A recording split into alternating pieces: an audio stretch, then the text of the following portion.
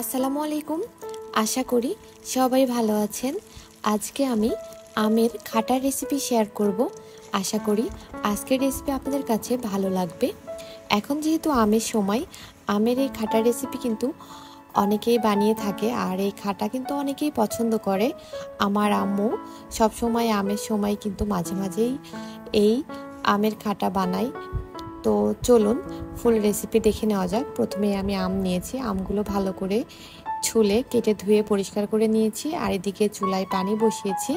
আপনারা যেই পরিমাণে খাটা রান্না করবেন সেই পরিমাণ বুঝে পানি আর আম নিয়ে নেবেন। পানির মধ্যে এখন আমি গুড় দিয়ে দিচ্ছি। আপনারা অবশ্যই চেষ্টা করবেন গুড় দিয়ে খাটা রান্না করার জন্য। চিনি দিয়ে করলে কিন্তু খুব ভালো টেস্ট আসে না।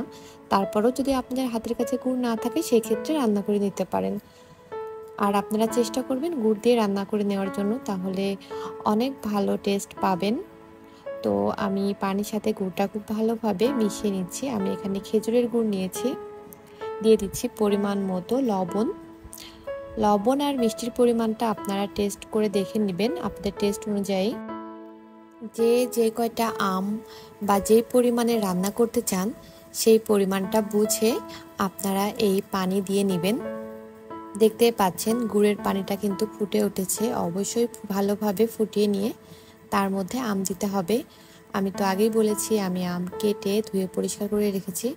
আপনারা চাইলে কিন্তু আমটা আর একটু ছোটো সাইজ করে নিতে পারেন, কিন্তু আম্মু বলেছে এভাবে কাটলে নাকি ভালো লাগে। আর আম্মু অনেক ভালো খাটা রান্না করতে পারে।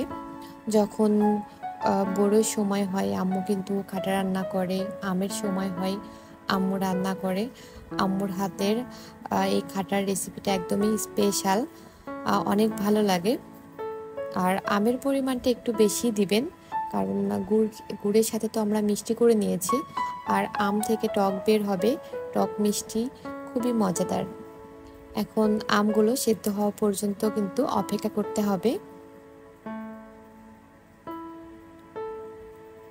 আর চুলার আঁচটা অবশ্যই হাই হিটে রাখতে হবে। খাটা রান্না করতে কিন্তু খুব একটা বেশি উপকরণ লাগে না, আর খুব বেশি সময়ও লাগে না। ঝটপট কিন্তু আমরা বানিয়ে নিতে পারি। তো এই খাটা কে কে খেতে পছন্দ করেন, কিভাবে খেতে পছন্দ করেন কমেন্ট করে জানিয়েন। আম্মু বলে আম্মুরা যখন ছোটবেলায় এই খাটা খেত তখন নাকি ভাত দিয়েও খেত, ভাত দিয়েও নাকি অনেক মজা লাগে। যদিও আমি কখনো ট্রাই করিনি, আমার কাছে এমনি ভালো লাগে। তো আমগুলো কিন্তু প্রায় সিদ্ধ হয়ে এসেছে। এখন আমি চুলাটা অফ করে নামিয়ে নিব। আপনারা কিন্তু চেক করে নেবেন যে আমগুলো সিদ্ধ হয়েছে কিনা। যদিও আমগুলো যখন সিদ্ধ হবে তখন কিন্তু আমের কালার দেখে বোঝা যাবে, কালারটা একদমই চেঞ্জ হয়ে আসবে। তো এখন আমি নামিয়ে রেখেছি, আর একটা কড়াই নিয়েছি, তার মধ্যে তেল দিয়েছি। এখানে আমি 4 টেবিল চামচের মতো তেল দিয়েছি। তেলের পরিমাণটা একটু বেশি দিতে হয়, কারণ তেলটা উপরে উঠে থাকে, দেখতে অনেক ভালো লাগে। খেতে কতটা ভালো লাগে জানি না, বাট দেখতে অনেক ভালো লাগে। এখানে আমি 1 টেবিল চামচ পরিমাণ সরিষা নিয়েছি, আর এই খাটার এই স্পেশাল কিন্তু এই সরিষাটা কিন্তু দেওয়াই লাগবে। সরিষা দিলে খুব সুন্দর একটা ফ্লেভার আসে।